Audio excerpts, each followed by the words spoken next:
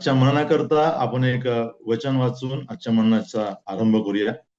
याकोबाचे पत्र, त्याचा पहिला अध्याय आणि त्याचं दुसरं वचन. याकोबाचं पत्र, त्याचा पहिला अध्याय आणि दुसरं वचन मी तुम्हाला सगळ्यांकरता वाचतो.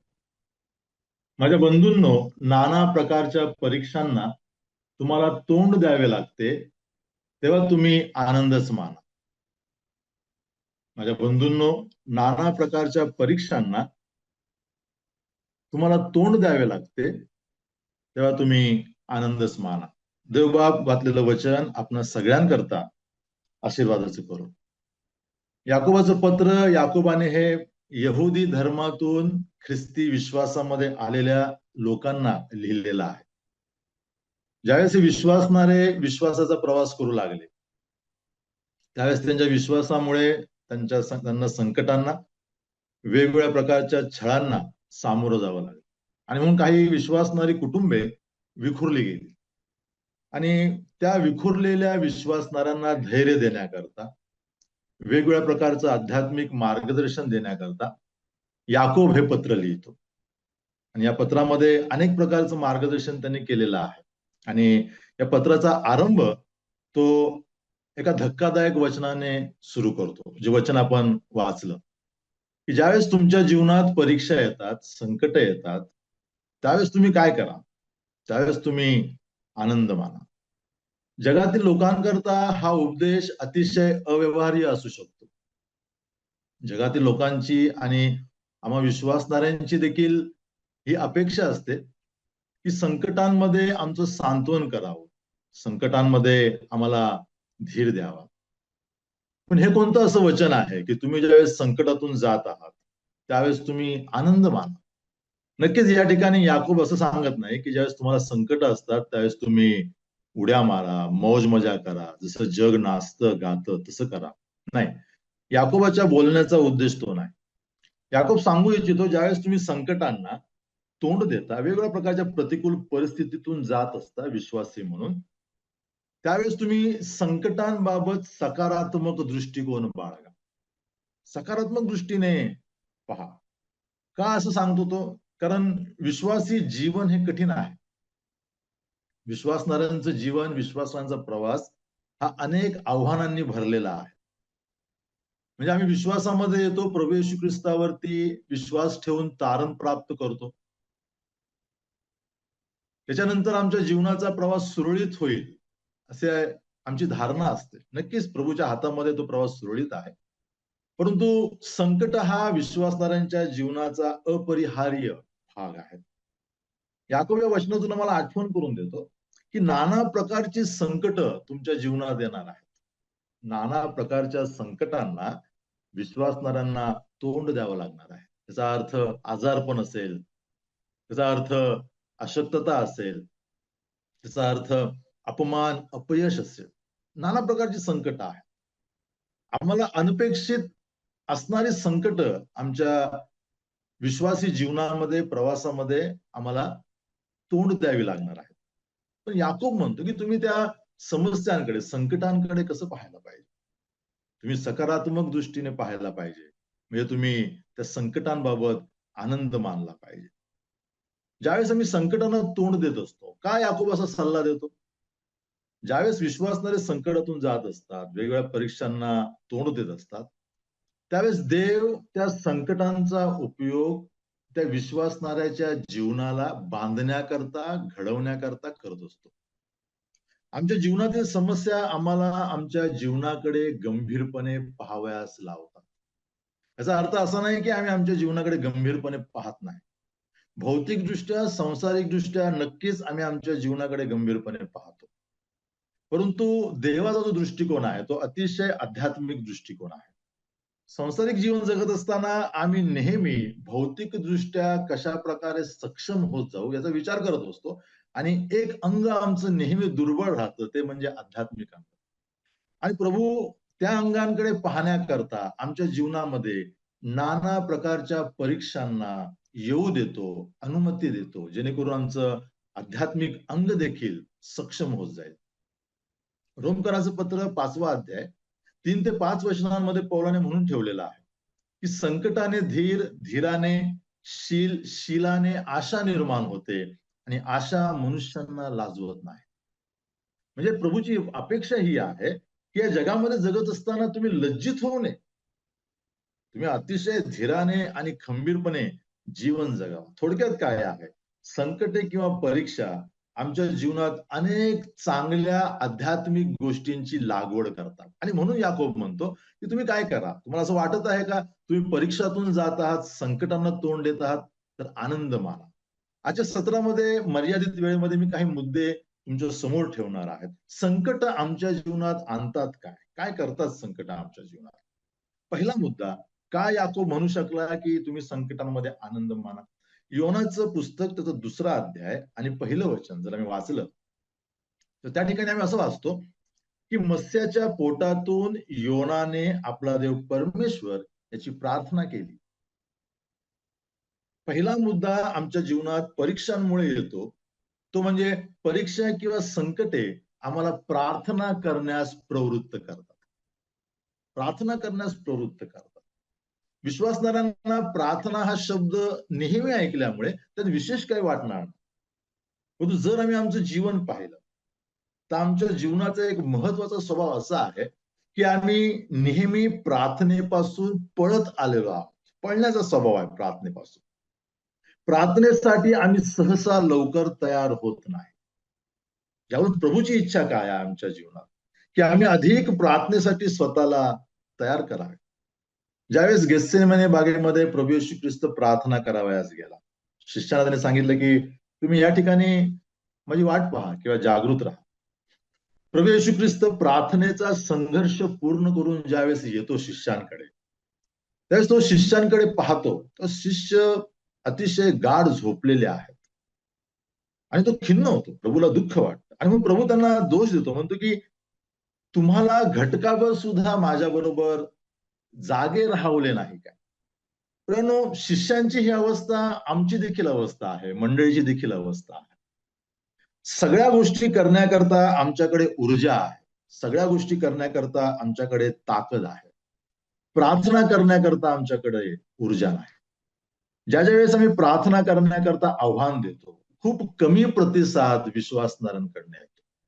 त्या उलट ज्यावेळेस आम्ही सभांकरता आव्हान देतो, खूप मोठा प्रतिसाद आम्हाला मिळतो. तुम्ही अनुभव घेतलेला असेल. प्रार्थना काय? प्रार्थना हे देवावर अवलंबून असल्याचं एक चित्र आहे. प्रार्थनेद्वारे मी सांगतो की प्रभू माझ्या जीवनात तुझ्या योजनांना प्रथम स्थान आहे. जेव्हा आम्हाला देवाच्या इच्छेनुसार करायचं नसतं, जेव्हा आम्हाला आमच्या इच्छेनुसार करायचं असतं, त्यावेळेस नेहमी आम्ही प्रार्थनेपासून पळतो. प्रार्थना न करणारा व्यक्ती आपली मर्जी प्रकट करत असतो, त्याला आपलं म्हणणं मांडायचं असतं. योनाचं पुस्तक जर मी वाचलं, पहिल्या अध्याय जर वाचला, तर पहिल्या अध्यायामध्ये योना अनेक गोष्टी करताना दिसतो, परंतु आम्ही एक गोष्ट त्याच्यामध्ये पाहतो की तो प्रार्थना करत नाही. देवाचा संदेष्टा आहे, परंतु देवाशी सल्लामसलत न करता अनेक गोष्टी तो करतो. आणि मग 2ऱ्या अध्यायामध्ये आम्ही असं वाचतो की मग तो माशाच्या पोटामध्ये पडतो आणि मग लगेच त्याच्या मुखातून एक गंभीर प्रार्थना निघते, एक गंभीर संवाद देवाबरोबर आम्हाला त्या ठिकाणी पाहायला मिळतो. आणि म्हणून एका सेवकाने असं म्हटलं स्पर्जनने की sinking time is praying time. ज्यावेळेस मनुष्य बुडायला लागतो त्यावेळेसच तो खऱ्या अर्थाने प्रार्थना करावयास लागतो. पाण्यावर चालणारा पेत्र ज्यावेळेस बुडू लागतो त्यावेळेस तो लगेच आक्रोश करतो की प्रभूजी मला वाचवा. प्रार्थना काय करते? प्रार्थना आम्हाला देवाजवळ जाण्याकरता सहाय्य करते आणि म्हणून प्रभू आमच्या जीवनामध्ये परीक्षांना, संकटांना अनुमती देतो. संकट काय करतात? परीक्षांमुळे आमचा स्वतःवरचा फाजील आत्मविश्वास दूर होतो. अनेकदा आम्ही फाजील आत्मविश्वासामध्ये जगत असतो. मी सगळं काही करण्यास समर्थ आहे, माझ्या या सगळ्या प्रकारच्या गोष्टींमध्ये देवाची मला गरज नाही. पण ज्यावेळेस संकट येतात त्यावेळेस मला कळतं की माझा फाजील आत्मविश्वास आहे, अनेक गोष्टी माझ्या नियंत्रणाच्या बाहेर आहेत, अनेक गोष्टी पूर्ण करण्याची माझी कुवत नाही. त्यावेळेस मी प्रार्थनेकडे, देवाकडे तोंड करतो. आणि मग याकोब म्हणतो, बघा किती चांगली गोष्ट तुमच्या जीवनात होऊ घातलेली आहे, संकटांमुळे तुम्ही देवाबरोबर संवाद करण्यास तयार झालेले आहात. आणि म्हणून काय करा? आनंद माना. माझी खात्री आहे आज ऐकणाऱ्यापैकी प्रत्येकाच्या जीवनामध्ये नानाविध प्रकारची संकट आहेत. काही गंभीर आहेत, काही सामान्य असतील, परंतु संकटातून जात आहात, तुम्ही अस्वस्थ आहात. याकोब म्हणतो आनंद माना. कदाचित या संकटांमुळे तुम्ही देवाकडे अधिक गंभीरपणे पाहू लागा. दुसरी गोष्ट संकटांमुळे आमच्या जीवनामध्ये येते.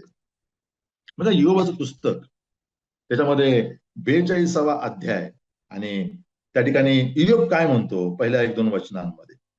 मग इयोब परमेश्वराला म्हणाला, तुला सर्व काही करिता येते, तुझ्या कोणत्याही योजनेला प्रतिबंध होणे नाही, असे मला कळून आले आहे. अज्ञानाने दिव्य संकेतावर अंधकार पाडणारा असा हा कोण? तो मी. यास तो मला समजत नाही, ते मी बोललो. हे माझ्या आटोक्या बाहेरचे अद्भुत आहे, ते मला कळले नाही. वचन 6, म्हणून मी माघार घेऊन धूळ राखेत बसून पश्चाताप करीत आहे. योबाच्या पुस्तकामध्ये आम्ही पाहतो की देवाने स्वतः योबाची धार्मिक आणि सात्विक असल्याची प्रशंसा केलेली आहे. योब स्वतः देखील हेच समजतो. जर 42व्या अध्यायाच्या आधी योबाचं जर समर्थन आम्ही ऐकलं तर त्या समर्थनामध्ये आम्हाला एक गोष्ट पाहायला मिळते की योब अतिशय खंबीरपणे आपल्या धार्मिकतेचं समर्थन करत आहे, जोरदार समर्थन करत आहे. योब हे आमचं चित्र आहे. अनेकदा ज्यावेळेस आम्ही सुखवस्तू जीवन जगत असतो, आशीर्वादांची रेलचेल असते किंवा आम्हाला असं वाटत असतं की मी आशीर्वादित आहे, त्यावेळेस आम्ही अनेकदा योबाप्रमाणे जरी बोलत नसलो तरी आम्ही समजत असतो की मी काय आहे, मी बऱ्यापैकी किंवा इतरांपैकी धार्मिक आहे. आमच्या जीवनातील परीक्षा आणि संकट ही काय करतात? आमच्या जीवनातील परीक्षा आमच्या धार्मिकतेऐवजी देवाच्या पावित्र्यावरती लक्ष केंद्रित करण्यास सांगतात. जर संकट कधीच आले नाही तर आमचं लक्ष केवळ आमच्या धार्मिकतेवरती केंद्रित होईल. आज अनेकांचं लक्ष केवळ त्यांच्या धार्मिकतेवरती केंद्रित राहिलेलं आहे. मी मंडळीमध्ये नियमित जातो, मी मंडळीमध्ये चांगली सेवा करतो, वगैरे वगैरे जे काही असेल. परंतु प्रभूला हा आमचा दृष्टिकोन तोडायचा आहे. प्रभूची इच्छा आहे की विश्वासणाऱ्यांचा फोकस, विश्वासणाऱ्यांचं लक्ष ख्रिस्ताच्या पावित्र्यावरती, ख्रिस्ताच्या विश्वसनीयतेवरती, ख्रिस्ताच्या व्यक्तिमत्वावरती केंद्रित व्हावं. आणि म्हणून संकट काय करतात? संकट आम्हाला प्रवृत्त करतात की तू बघ ख्रिस्ताच्या विश्वसनीयतेवरती, ख्रिस्ताच्या व्यक्तिमत्वावरती. अनेक विश्वासणारे स्वधार्मिकतेच्या कौतुकात जीवन जगत आहेत. त्यांना आवडतं त्यांचं कौतुक केलेलं, किंबहुना ते स्वतःचं कौतुकच करत असतात. त्यांचा ख्रिस्ताबरोबर व्यक्तिगत संबंध संपलेला आहे, बंद पडलेला आहे त्यांचा संवाद. आठवड्यांचे अनेक दिवस ते व्यस्त असतात. व्यस्तता अनेकांचा मुकुट बनलेला आहे. या व्यस्ततेच्या जीवनामध्ये परीक्षा आम्हाला नम्र बनवतात. म्हणजेच परीक्षा व संकटांमध्ये आम्ही आमच्या जीवनातील उणिवांकडे पाहू लागतो. केवळ पाहत नाही, आम्ही आमच्या जीवनातील उणिवांना स्वीकारू लागतो. योब म्हणतो मी नम्रपणे माघार घेतो. योबाप्रमाणे मी नम्रपणे माघार घेतो. प्रभूने म्हटलं जे दीन आहेत, नम्र आहेत ते धन्य आहेत. जी गोष्ट आम्हाला नम्र बनवते, जी गोष्ट आम्हाला प्रभूच्या दृष्टीत धन्य बनवते, त्यावर याकोब म्हणतो तुम्ही आनंदच माना. परंतु ही संकट आली नाहीत, प्रतिकूलता आली नाहीत, तर आम्ही कधीच देवाच्या व्यक्तिमत्वाकडे, ख्रिस्ताच्या चांगुलपणाकडे पाहणार नाही. आम्ही आमच्या चांगुलपणाकडेच पाहत राहू. आम्ही आमच्या चांगुलपणावरतीच लक्ष केंद्रित राहू. याकोब म्हणतो म्हणून आनंद माना. या संकटाच्या काळामध्ये तुम्ही ख्रिस्ताकडे पाहू शकलात, ख्रिस्तावरती आपलं लक्ष केंद्रित करू शकलात. तिसरी गोष्ट याकोब या संकटातून आमच्या समोर येते ती म्हणजे स्तोत्र 119 त्याचं 71 वचन. काय करतात परीक्षा? परीक्षा आम्हाला देवाच्या वचनांकडे लक्ष द्यावयास लावतात. स्तोत्रकर्ता त्या ठिकाणी असं म्हणतो की मी पीडित झाल्यामुळे माझे बरे झाले, कारण त्यामुळे मी तुझे नियम शिकलो. अनेक विश्वासधारांच्या जीवनामध्ये हा गंभीर अनुभव आलेला आहे. पीडेमध्ये, अंथरुणामध्ये त्यांना देवाच्या वचनांचा स्पर्श झालेला आहे. ल्युथरने असं म्हटलंय एका ठिकाणी की ज्याला बायबलचा धर्मपंडित बनायचं असेल, धर्मशास्त्राचा अध्यापक बनायचं असेल, त्याच्याकडे 3 गोष्टींची आवश्यकता असते. एक म्हणजे मनन, मेडिटेशन. दुसरं परीक्षा म्हणजे ऍप्लिकेशन. तिसरी गोष्ट प्रार्थना म्हणजे कम्युनिकेशन. या तिन्ही गोष्टी ज्यावेळेस एका व्यक्तीच्या जीवनामध्ये येतात, त्यावेळेस तो पंडित बनतो धर्मशास्त्राचा. का? परीक्षेच्या काळामध्ये विश्वासणाऱ्यांना सांत्वन व शांती केवळ देवाच्या वचनातून प्राप्त होते. नक्कीच विश्वासणारे आम्हा प्रत्येकाचं सांत्वन करतात, परंतु विश्वासणाऱ्यांचं सांत्वन अनेक गोष्टींना स्पर्श करत नाही. नक्कीच आम्हाला त्यांच्या उपस्थितीमुळे, त्यांच्या शब्दांमुळे धीर मिळतो, दिलासा मिळतो, हा भाग वेगळा आहे. परंतु अंतर्बाह्य प्रभू आम्हाला जाणत असतो. आमची परिस्थिती आणि आमची मनस्थिती प्रभूला ठाऊक आहे. आमची बाह्य परिस्थिती विश्वासणारे पाहतात आणि त्या बाह्य परिस्थितीला अनुसरून ते आमचं सांत्वन करतात. आमच्या मनस्थितीचा थांग अनेकदा माणसांना येत नाही, परंतु आमच्या परिस्थितीस अनुसरून, मनस्थितीस अनुरूप असं वचन देव आम्हाला त्याच्या वचनातून देतो. संसारिक धावपळीमध्ये एक समस्या आमच्या जीवनामध्ये निर्माण होते, ती म्हणजे देवाच्या वचनांकडे विश्वासदारांचं झालेलं अक्षम्य दुर्लक्ष. जेव्हा संकट येतात त्यावेळेस व्यक्ती देवाच्या वचनांकडे आकर्षिली जाते. स्तोत्र करतोच अनुभव लिहितो, मी पीडित झालो प्रभू, समस्येने ग्रासलो. 119 मध्ये वारंवार ही गोष्ट तो लिहितो की लोक माझ्या विरुद्ध कट करत आहे, पण मी काय करत आहे? मी प्रभू तुझ्या वचनांचं मनन करत आहे. लोक माझी निंदा करत आहेत मागे, पण मी काय करत आहे? प्रभू मी तुझ्या वचनांचं मनन करत आहे. या सगळ्या प्रतिकूल परिस्थिती, हे सगळे कट, हे सगळे अविश्वासदारांचे, शत्रूंचे डावपेच मला काय करतात? मला तुझ्या वचनांकडे आकर्षित करतात. संकटामुळे प्रियानो एक चांगली गोष्ट तुमच्या आणि माझ्या जीवनामध्ये येते, ती म्हणजे आम्ही वचनांच्या मननाकडे गंभीरपणे पाहू लागतो. ज्यावेळेस मी देवाचं वचन वाचू लागतो, आतापर्यंत ती वचने आमच्याकरता झाकलेली होती, ती लगेच एका क्षणामध्ये जिवंत किंवा प्रकाशित होऊ लागतात. जणू काही देव आमच्या बाजूला बसून आमच्याशी बोलत आहे. हा अनुभव संकटाच्या काळात देवाचं वचन आम्हाला देतं. आणि म्हणून याकोब म्हणतो की इतका गंभीर अनुभव देणारे संकट ज्यावेळेस आमच्या जीवनामध्ये येतात, तेव्हा प्रियानो काय करा? तेव्हा आनंद माना. किती चांगली गोष्ट आहे प्रियानो. जगातील लोकांना ह्या गोष्टींचा अनुभव येणार नाही. संकट आम्हाला आनंद देण्याकरता येतात असं म्हटलं तर वावगं ठरणार नाही. आध्यात्मिक आनंदांचा अनुभव घेण्याकरता येतात. शेवटची गोष्ट, इब्रीचं पत्र 12वा अध्याय आणि त्याचं 20व्या वचनामध्ये आम्ही असं वाचतो. सॉरी, 12वा अध्याय 10 आणि 11 वचन.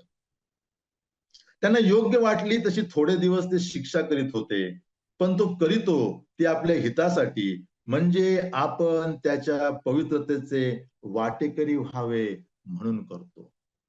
संपूर्ण 12वा अध्याय शिक्षेवरती दिलेला अध्याय आहे. शिक्षा आणि परीक्षा, प्रेषित सांगतो हा लिहिणारा, की आम्हाला देवाच्या परीक्षेचे किंवा पवित्रतेचे वाटेकरी करतो. कोणतीही शिक्षा आम्हाला सुरुवातीला आनंदाची वाटत नाही, परंतु काही काळाने आम्ही ज्यावेळेस आमच्या जीवनाचं अवलोकन करतो, त्यावेळेस आम्हाला कळतं की ह्या गोष्टीमुळे माझ्या जीवनामध्ये या गोष्टी येऊ लागलेल्या आहेत. शर्मोन देखील त्याच्या नीतिसूत्रामध्ये असं म्हणतो की देव ज्यांच्यावरती प्रीती करतो त्यांनाच तो शिक्षा करतो. सोनं जसं भट्टीमध्ये टाकलं जातं वारंवार शुद्ध व्हावं, त्याच प्रकारे देव विश्वासणाऱ्यांना वारंवार संकटांच्या भट्टीतून बाहेर काढतो, जेणेकरून ते शुद्ध केले जावे. विश्वासणाऱ्यांच्या जीवनातील संकटांचा उद्देश केवळ विश्वासणाऱ्यांचं वर्तन चांगलं व्हावं, आदर्श व्हावं इतका मर्यादित नाही. देवाची इच्छा आहे की माझी विश्वासणारी व्यक्ती, हा बंधू, ही बहीण देवाच्या पावित्र्याचे वाटेकरी व्हावे. आमचं चारित्र्य त्यामुळे घडावं. प्रभू येशू ख्रिस्ताने म्हटलं, जसा माझा पिता परिपूर्ण आहे तसे तुम्ही परिपूर्ण व्हा. संकटाच्या परिस्थितीतून जाताना आम्हाला देव अतिशय क्रूर वाटू लागतो. जसा एक डॉक्टर आपल्या हातामध्ये शस्त्रक्रिया करण्याकरता ब्लेड घेतो, त्या प्रकारे देवाच्या हातामधले ब्लेड आहेत हे संकट. डॉक्टरला माहित आहे या व्यक्तीच्या शरीरामध्ये जो अवयव आहे तो काढल्याशिवाय याचं प्राण वाचणार नाही. जर तो तसाच ठेवला शस्त्रक्रिया न करता तर इतर अंग खराब होतील, कदाचित त्याच्या मृत्यूचं कारण ठरतील. आणि म्हणून डॉक्टर खूप गंभीरपणे ती शस्त्रक्रिया करतो, शरीर फाडतो, ते अवयव कापतो, वेदना देतो, परंतु काही दिवसाने त्या व्यक्तीला ते आरोग्य देतो. प्रियानो, आमच्या जीवनात येणाऱ्या वेगवेगळ्या नाना प्रकारच्या परीक्षा या काय आहेत? देवाच्या शस्त्रक्रिया आहेत. काही काळासाठी वेदना, पण नंतर अनंत काळासाठी शांतीदायक फळ आहे. या परीक्षा काळात ज्यावेळेस प्रियानो आम्ही देवाच्या हाती स्वतःला सोपवतो, जसं डॉक्टरच्या हाती सोपवून देतो, तू कर माझ्या शरीरावरती काय प्रयोग करायचे ते, माझा विश्वास आहे. या परीक्षेच्या प्रवासातून जाताना ज्यावेळेस मी प्रभूच्या हाती स्वतःला सोपवतो, तेव्हा त्याचा परिणाम काय आहे? शांतीदायक फळाचा अनुभव तो आम्हाला देतो. पौल म्हणतो, संकटात आणि परीक्षेत प्रभू समीप आहे, फिलिप्पियराच्या पत्रामध्ये.